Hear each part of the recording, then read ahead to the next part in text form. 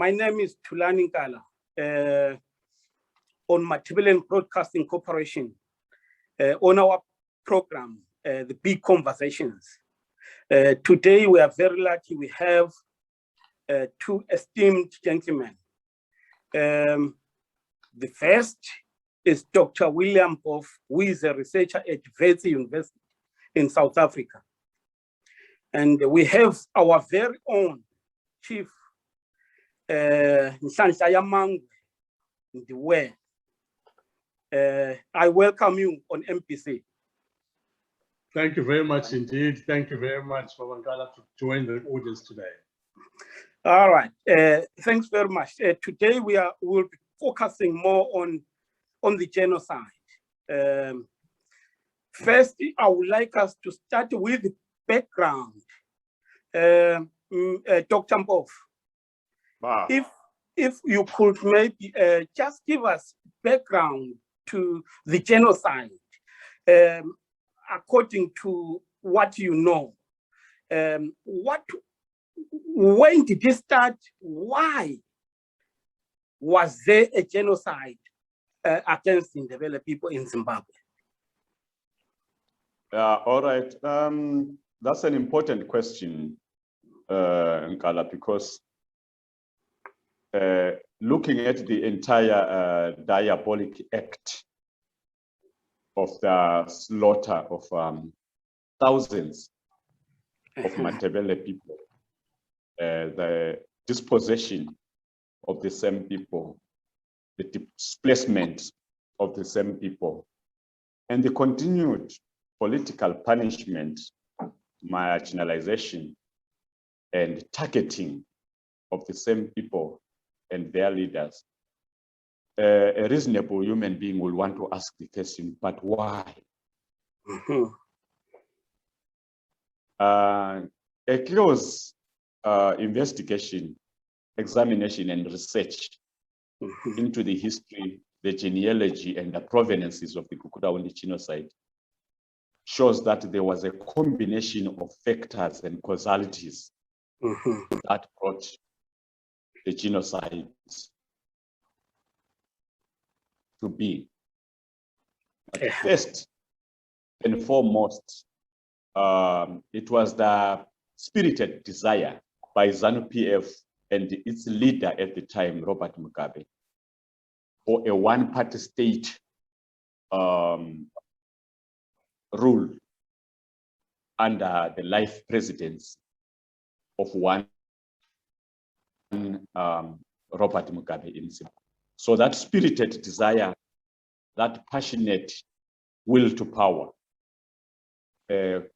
pushed ZANU-PF and its political and security leadership to generate the genocide for purposes of eliminating ZAPU, its supporters, especially the people of the Matabeleland and the Midlands provinces of the country. In my view, that was the first and foremost generator of the genocide. Yeah. Okay. No, thanks very, very much. I think if you don't mind, maybe if you can just elaborate or expand on that, give us other factors if you have them, because I think this is very important. Okay, and then the other factors that then enable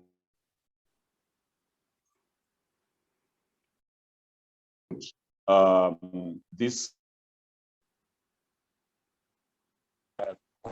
go on to carry out the genocide was the Cold War political climate in the world at the time. The association of ZAPU with the Russians at the time scared the Americans, scared the British, and scared the rest of the Western world.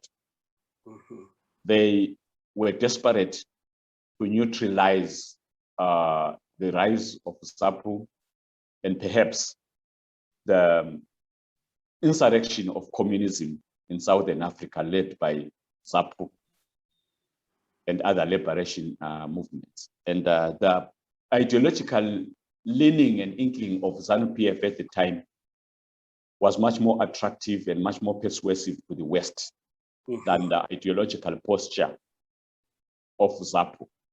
Okay. That was another factor internationally that actually allowed the Western countries to look aside and even to give support, military and financial, to Robert Mugabe, to ZANU-PF, to train using the North Koreans, that 5th Brigade militia, and then go on to carry out the gukurahundi genocide. That was another important factor in causality of the genocide at the time. And Dr. Mpofu, from what you are saying, one might surmise or say that the Western world knew exactly what was happening in Matabeleland.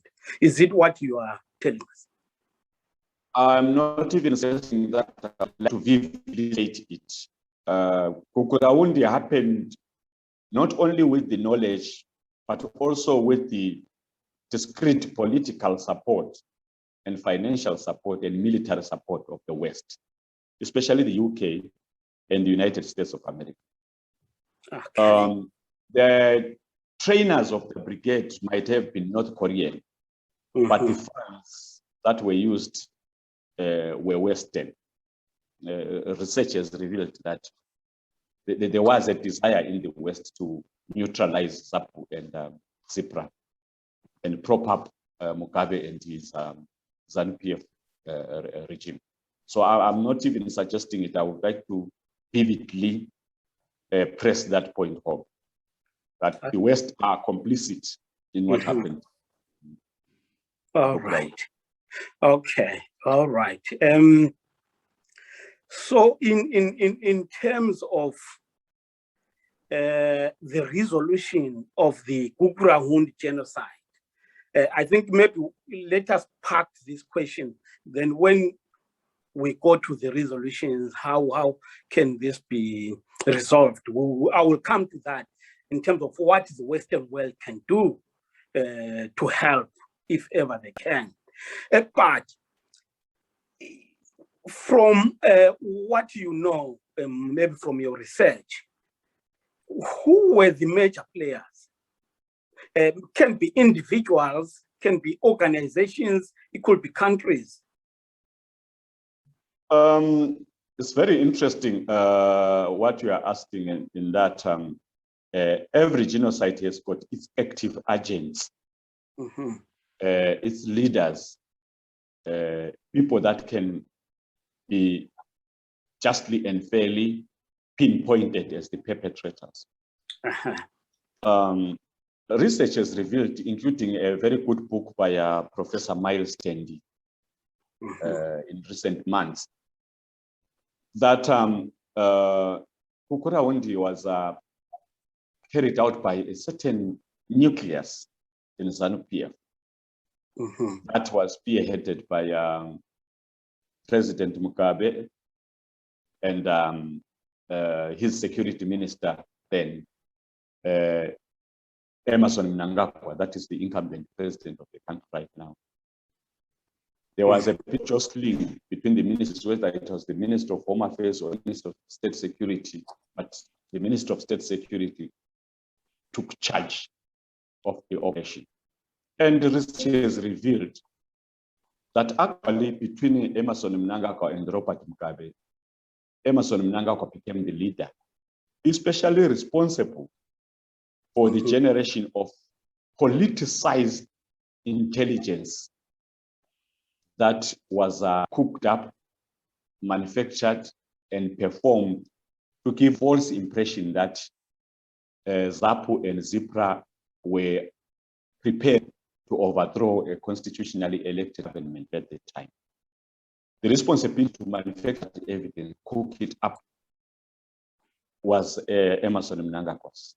And then also in the deployment, in the tactics, and in the permissions and authority that were given the militia, it was Emmerson Mnangagwa, the Central Intelligence Organization, and the 5th commanders at the time. So, pinpoint a perpetrator, a leading perpetrator that is alive in the present. It is Emmerson Mnangagwa that must answer questions concerning the gukurahundi genocide. Okay. Baba Mteso, I think what Dr. Mpofu is saying right now, it leads us directly to the efforts that the president has been undertaking. They call it, what do they call it, that organization, Matabeleland Collective. Yes. Yeah. So Matabeleland Collectives and the traditional leaders right now. So what is your view in terms of his endeavors, in terms of his efforts? Do you think they are genuine or not? That one is very easy here, Babangana. His efforts are definitely not genuine. I've been in this process myself. The two meetings you referred to, I was there myself in Bulawayo State House. So I'm speaking from the horse's mouth, as it were.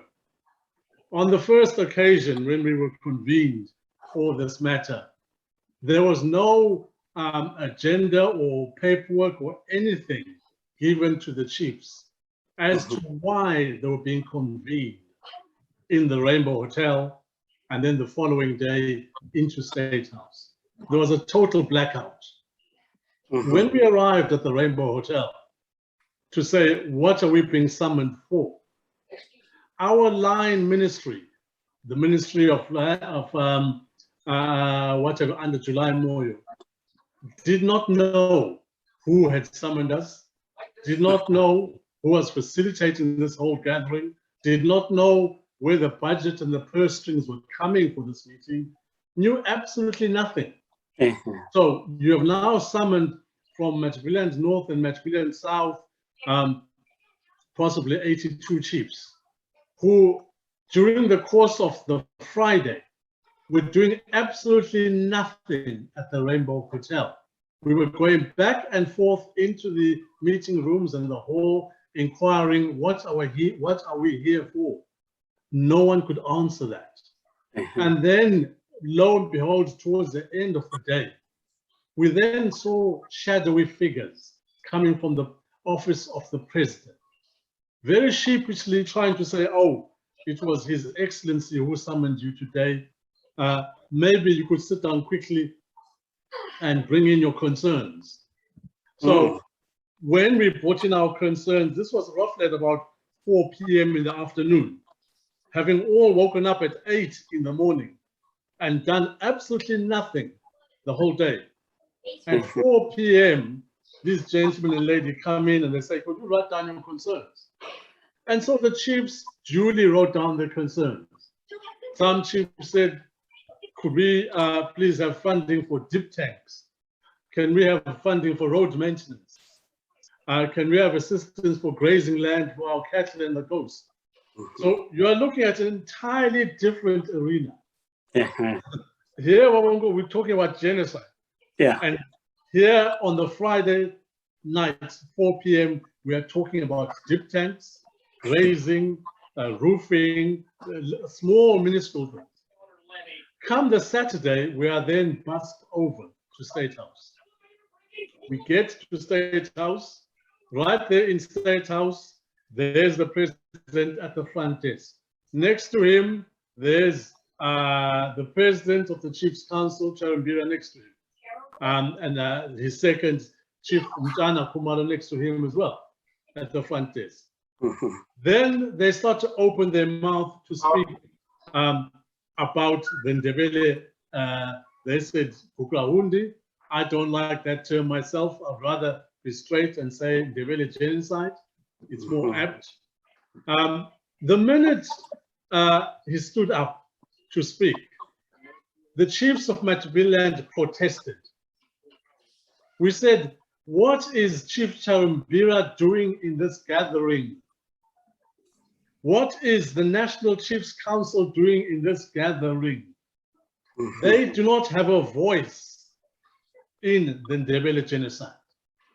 And on that particular note, Chief Charimbira began making his excuses to leave the gathering, but instantaneously, Emmerson Mnangagwa stood up, very angry indeed, saying, no, Chief Charimbira must remain in here.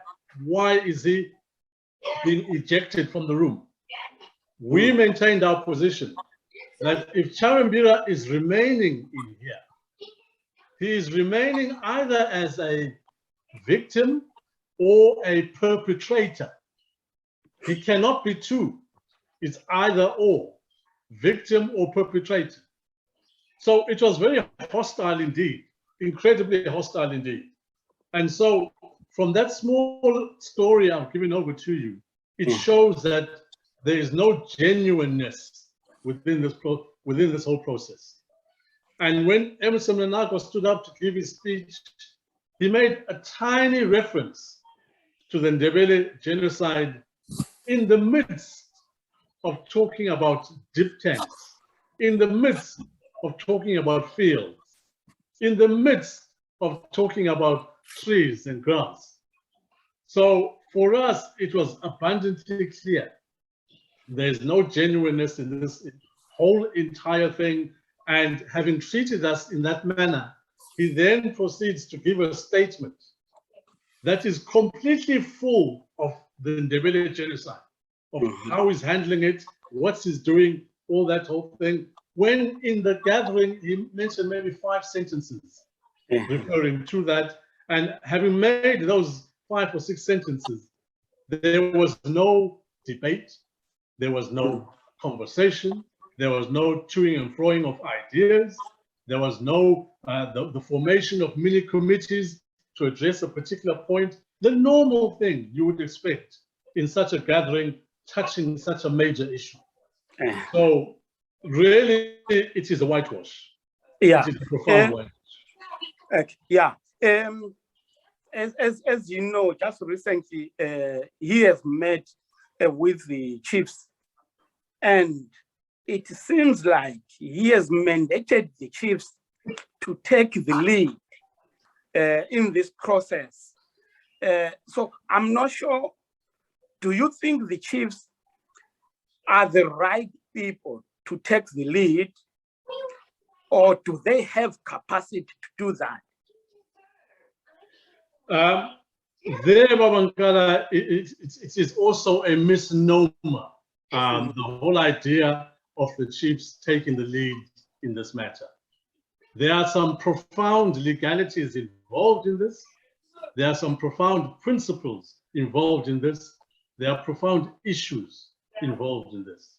Number one, as a chief, my powers as a chief are clearly defined in law.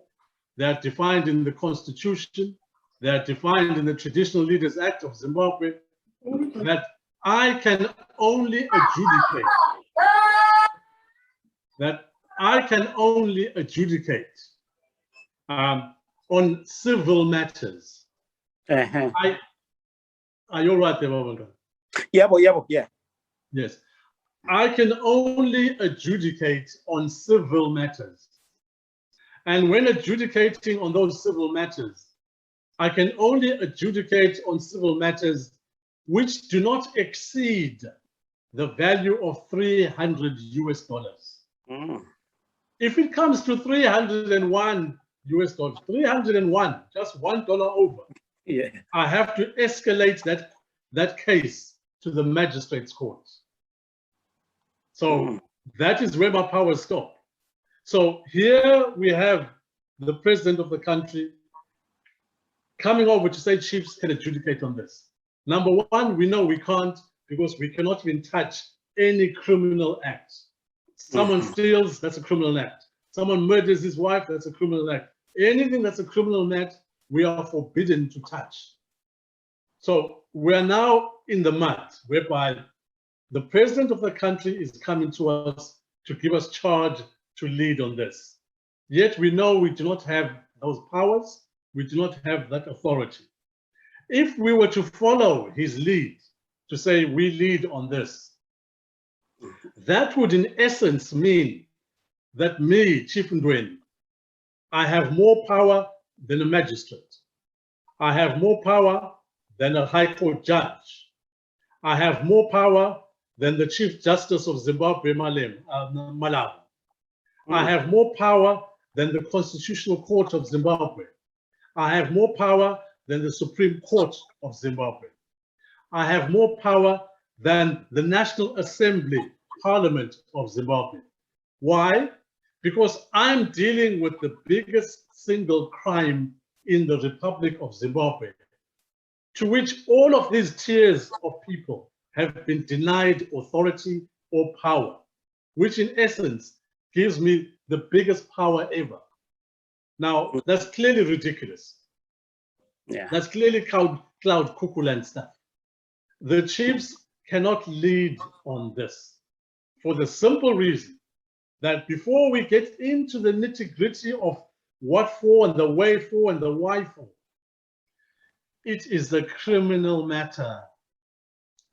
This is the biggest crime scene in the Republic of Zimbabwe and must be first led by a judicial process. That judicial process, which would include, amongst other things, that forensics teams come into the play. They assess exactly what transpired in this crime. That young boy, they need to say, what did he die of? Was it a bullet to the head? Was it an axe to the abdomen? Was it bleeding from the chopped off of his legs? We need to ascertain all of these things. What dates did he die on? So that for that particular individual, we now have a death certificate that tabulates everything about that individual, so that the family of that individual knows our beloved died because of this, and this, and this, and on this particular day, this is what happened to our beloved person. We are talking criminal matters here. We are talking about forensics coming in to ascertain those things, to bring them in. And when they bring them in, all of that then has to be taken to a proper judiciary, preferably an international one, whereby then those matters could be addressed. And let me be very blunt to you, Babangana. It is impossible. Let me say it again. It is impossible that the Ndebele genocide matter can be resolved without people being arrested, put into jail, presented before the courts of the land, given their opportunity to defend themselves, and if found guilty, then incarcerated. We are talking about a process that already has got a huge template internationally. The minute you say the word genocide, you have folders and folders and folders of procedures, protocols, steps, everything, how to deal with it. We do not need to reinvent the wheel. The wheel is there. Let us utilize it. So this whole idea that we can resolve the Ndebele genocide without people being arrested, go back and think again. It is only after that process that we then come over to what has been talked about. Conflict resolution, building up, peace building, all those things. They come after the judicial process. What Mnangagwa is trying to do, he is trying to negate the judicial process. He's trying to rub out the judicial process and then run quickly to the conflict resolution, the peace building. That comes at the tail end of the whole matter. When those people, as the good doctor was saying, those individuals were right at the coalface doing these things, including the current president of the Republic of Zimbabwe, Emmerson Mnangagwa. They must be brought to court to answer before their peers. There's no big issue here. It's nothing personal against them. It is called law. It is called justice. That is how it works. If I, as Chief Ndiweni, misbehave I must be brought before the courts of the land to say Chief Ndiweni misbehaved. I must be given that opportunity to defend myself in front of my peers. My accuser must accuse me in front of our peers. It is then our peers who determine was Chief Ndiweni misbehaving or not. We want the exact medicine for the current president of the Republic of Zimbabwe. Okay, no, thanks very much, Baba Ndiweni. Dr. Mpofu, are you back? Yeah, I'm back. I don't know what is happening in the channel, but I'm here. Okay, no, that's good.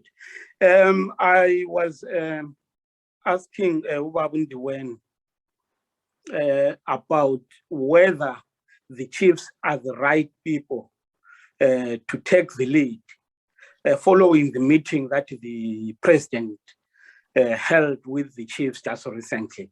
The chiefs were given that lead role in the process of resolving the issue of the genocide. What is your view on that? What is actually taking place is said that I did not enjoy the privilege to listen to our elder, Chief Ndiweni, speaking. Yeah. The problem is an attempt by the state led by Emmerson Mnangagwa to pull some wool across the faces of people in the world, especially the victims of the Gukurahundi genocide, to use delaying tactics, tricks, and certain political maneuvers to try and use the chiefs to silence their people and pretend that there has been efforts to solve the Gukurahundi problem when there has not been that effort except political gamesmanship that are being acted by Emmerson Mnangagwa. And him being a key living perpetrator, it's difficult to squeeze out the sincerity in his actions, the honesty, and the goodwill. It's an attempt at cover up rather than an attempt at allowing transparency and justice to take its course, to allow the truth to issue out, and to allow these victims to access the resources of justice. So that leads us to where we can observe that Gukurahundi is not a crime of the past, but it is a crime that is still going on, including going on in the way in which it is being denied, in the way in which justice is being delayed, in the way in which the truth is being covered up, and in the way in which the perpetrators are trying to tell the victims what to do, how to cry, how to complain, how to protest. There's no way a perpetrator can lead the way in which victims access the justice that they want. In that way, including the way Matabeleland continues to be marginalized, including the way the economic punishment of the region continues, including the way in which people that were displaced and that were dispossessed are still displaced and dispossessed. In talking about Gukurahundi, we're talking about a present crime that is taking place because the victims continue to be victims and the perpetrators are continuing to be perpetrators. The Emmerson Mnangagwa that we're talking about squandered a golden opportunity when he took over power. And when Robert Mugabe died, to say, here we are, our hands are dirty, we submit ourselves to the people. What is the process of healing? What is the process of recovering? What is the process of justice? And give the victims the power, the agency, and the authority. But he continued behaving like a perpetrator, denying, covering up, making excuses, and even offensive statements like that it is a closed chapter, Gukurahundi is a thing of the past, and all that. So I insist in the observation that as we talk about Gukurahundi, we're talking about a genocide that is taking place, not a thing of the past. Because victims continue to be victims, and the victimizers continue to victimize the victims. Yeah, that's a powerful statement. Yeah, I'm just wondering, what will it take to really see a genuine efforts being made to resolve this issue of the genocide? Nkala no Babu Ndiweni, what I can say is that what will take a genuine attempt at a genuine solution to the problem of genocide and its present aftermath would be a process that itself or that is submitted to transitional justice mechanisms. And transitional justice mechanisms start with truth telling. If the truth is not told and victimizers continue to pretend that they are not victimizers, they continue to pretend that they are not the problem, but they are the solution, the process of transitional justice cannot begin. In fact, what will begin is this myth making and this fiction making, whereby you find gukurahundi is a big crime that has no criminals. No one stands up to say we made a mistake, we commit a crime, is pushed aside as something that was done by an unknown person, by an unknown system, when the persons are known and when the systems are known. So what will genuinely attempt to solve this big problem is transitional justice mechanisms. After truth telling, there is the process of trials that Dr. Ndiweni is talking about, prosecution, reparations, repairing the damage. The dead people that were killed cannot be replaced, but the losses that were incurred by the families, the relatives, and the friends can be mediated. And memorialization, allowing the victims to mourn openly, to cry openly, to protest openly, and to talk about this crime openly without encumbrances and hindrances. And finally, the process of transitional justice demands state transformation and institutional changes. You cannot have people who participated in the commission and in the perpetration of this genocide occupying public positions of leadership. How do the victims get assured that the crime is ended, that the crime is regretted, and that the crime will not be repeated again? So if those hallmarks of transitional justice are not carried out, are not observed, we are distances away from a genuine solution. What makes it worse in our case is that the perpetrators are pretending not to be the perpetrators and are trying to cover up their crimes and are trying to pretend that they are spearheading the solution when they are deepening the problem, when they are furthering the genocide, as I said before. Yeah. Baba, Mkes, what will it take? I can concur with what Mpofu has done, with what he said, and I hold high value for the transitional justice methodology. That is the way forward of how to deal with this. We then have the tricky situation of how then to bring it in, how to bring in, what we do with that. There are two avenues leading to that transitional justice methodology.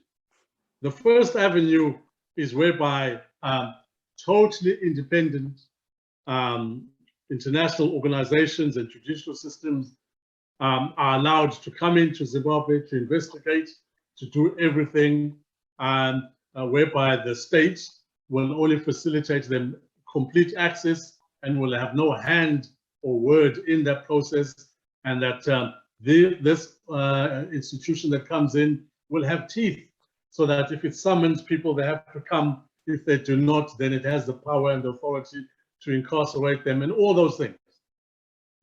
Now, with the problem with that is that, I don't know, maybe Mpofu may shed light on it, but I've yet to read of that kind of situation happening whereby the perpetrator is the incumbent state, is the incumbent authority, is the incumbent government of the day. I've yet to come across that kind of example. If none exists, then we are looking at the second avenue that we have, whereby then we are saying that in truth, the Ndebele genocide will be addressed properly when there's a change of government, when the perpetrator is not in office, when the perpetrator cannot hide the evidence, when the perpetrator cannot rig the judicial system. That is when transitional government, transitional justice will click into gear, so that when it comes into gear, that is working in a proper manner and in a proper way. So I think that those are the two avenues that I'm looking at when we're dealing with transitional government and transitional justice, and also to say what is the way forward for us. I think that could possibly work. Okay. Yeah, I don't know whether Dr. Mpofu, you've got something to say on what Chief Ndiweni has just said. Thank you very much, Nkala and Nkala wethu uBaba Ndiweni la. Partially, what justice happened in South Africa, only partially. There are some perpetrators of apartheid crimes against humanity that came forward in the South African Truth and Reconciliation Commission to say we're up to our crimes. And that strength of the perpetrators to come clean and confess their wrongdoings enabled the imperfect but still real effort in South Africa at healing, reconciliation, and trying to mediate into the crimes against humanity that took place during apartheid. And I'm insisting that because some really came forward and said, we were involved, we killed so and so, we did this, and we are sorry, which allowed some of the victims to give forgiveness and find closure and healing in that process of truth-telling. In our case, the problem is the unwillingness of the perpetrators to first admit the truth, which then makes whatever effort they are trying to deploy, whatever attempts they are making, they look like a further mockery of the victims, a further injury, a further wounding of the people that were displaced, that were dispossessed, and that lost their loved ones. That's what defeats the entire process. And the myth under which Mnangagwa and his group of people are living is that with time, gukurahundi will be forgotten. Yeah. I tell you that crimes against humanity of World War I are still bleeding. Some victims are still pursuing justice, and they are still finding it. And the criminals are still being sought. Some are being World War I. Some perpetrators that have long died, whose grandchildren and great-grandchildren are alive, are being discussed. Their issues are being brought forward, and justice is being sought. So it's an exercise for Emmerson Mnangagwa. Okay, I think we've got a problem with. People will say, oh, okay, still there. Say the genocide has been resolved. That will never happen. Gukurahundi wound is opening up even wider and is bleeding more profusely the more the perpetrators try to play these games and act out these performances and these dramas. So it's a pity what they are trying to do. Yeah, maybe before we conclude, you know, from one of their main resolutions from this meeting was that the genocide shouldn't be tribalized. What does that mean? It's Chakulu Mumtar. Yeah. Yeah.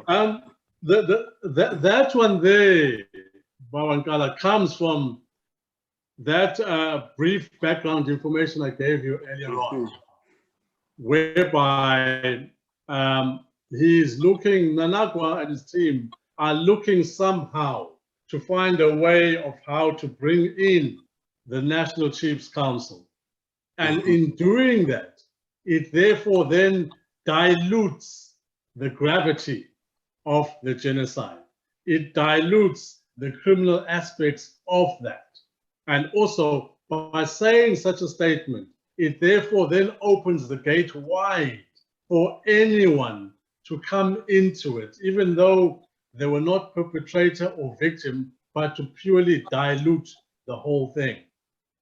This whole crime, genocide, the definition of it is that it is a crime that is defined by someone's ethnic background. You are Kosovan, you are Latvian, you are Estonian, you are a part of the Cambodian tribe somewhere, you are Ndebele. It is defined by your ethnic background, by your makeup. Hence the definition of genocide in that way. So it makes a nonsense, a total nonsense of Mnangagwa and his team bringing in that statement, because we can see it a mile away that this is erroneous, it is a whitewash, and really it is not of to any effect. Okay, Doctor, do you have anything to say on that?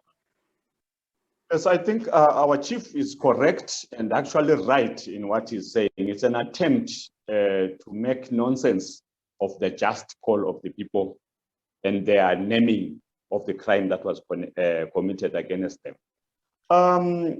What is paradoxical, Chief Allah?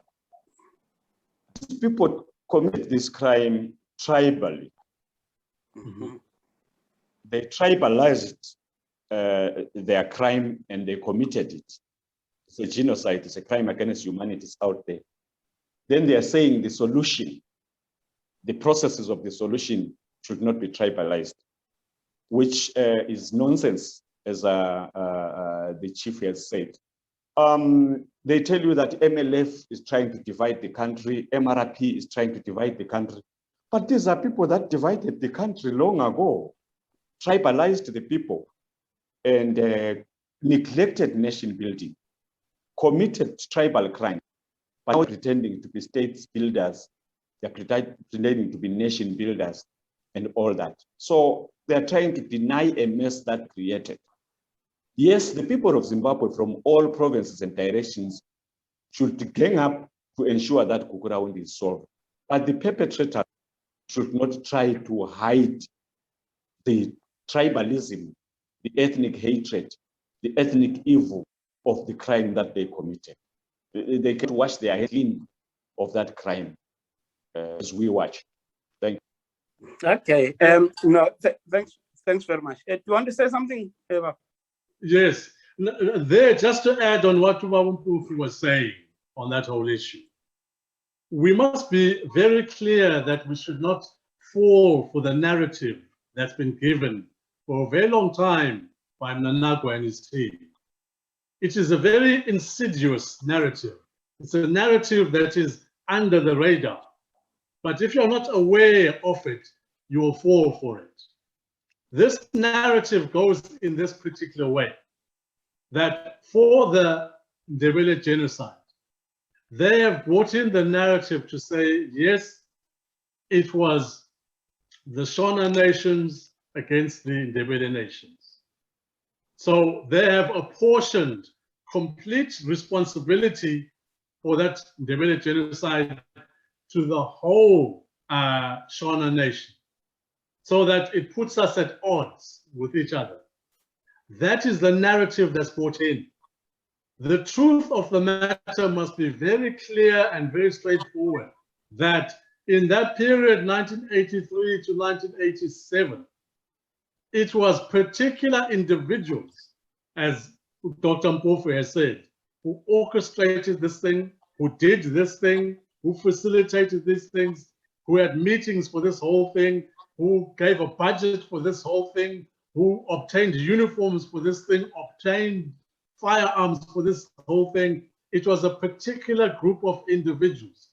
So for me, I will concur with what Mpofu is saying, Dr. Mpofu is saying, in that the whole country should be up in arms about the Ndebele genocide.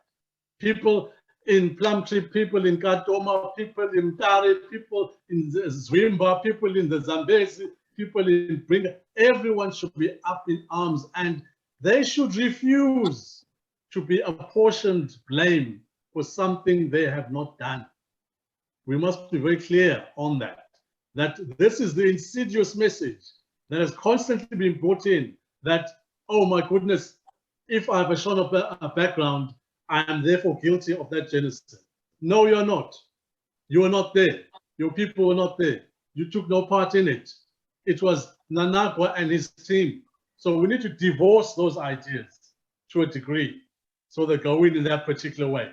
But also, in addition to that, my last comment, in addition to that, is that when we're trying to look at how to resolve it and bring it from the international arena to us, so we can deal it with in a judicial manner, those issues are still there about what did the United Kingdom do, what did America do in this particular issue. And we need to find a way of engaging those governments so that they're not defensive, they're not on the back foot about it. We need to be adult about it, to say, we knew you had troops there. We knew you were training people there. We knew you bought things for there. But we are after the resolution, judicial, of this process. A very good document was written by St. Andrews University here in the United Kingdom, and they called it blissful, they called it willful blindness. Willful blindness on the part of Her Majesty's government, i.e., you were there, you chose to be blind. You were not blind, but you chose to be blind. So those are the things we need to bring into our discussion. Okay. All right. No, thanks very, very much. This was a very, very good debate. I think we will need to have another time to discuss it, go deeper. But for now, I think maybe we can stop here. But I will ask each of you just to give your closing remarks. Maybe just 1 minute or so each. Okay. Baba Ndiweni. Yes. I would really say regarding this matter is that we have waited for a long time, many decades, for this matter to be resolved. At this current stage, there is no rush. There is no rush to have it resolved. Because if we rush and we make a hash of it, we would have done nothing. It is rather for us to be calculated, systematic, and follow it all the way through so that we get that resolution. At the moment, as a nation, as a people, we are off balance. We are off balance within ourselves, we are off balance within the nation. Indeed, things have not gone well because of this issue. And so when we are trying to tackle it, we must bear that in mind, that whatever we do, it comes back to us, because we are trying to get ourselves back into balance as a people. Thank you. Thanks very much. Dr. Mpofu. Yeah, the other thing, we have to put trust in power from below. The victims have to stand up and take this crime against humanity to the whole of humanity. SADC, AU, UN, and to the governments of the West and elsewhere in Asia or elsewhere that were complicit and part of this. So the victims have to stand up before the world stands up for them. And there's a lot that is happening that is not known to the victims, that the victimizers are trying to do to cover up this crime. During the land reform program, they circuit soldiers, CIOs, and other party people in farms and in land that has the mass graves of gukurahundi genocide. Up to now, there are some farms that are being fought over and that are being grabbed by the state to settle some dodgy security people.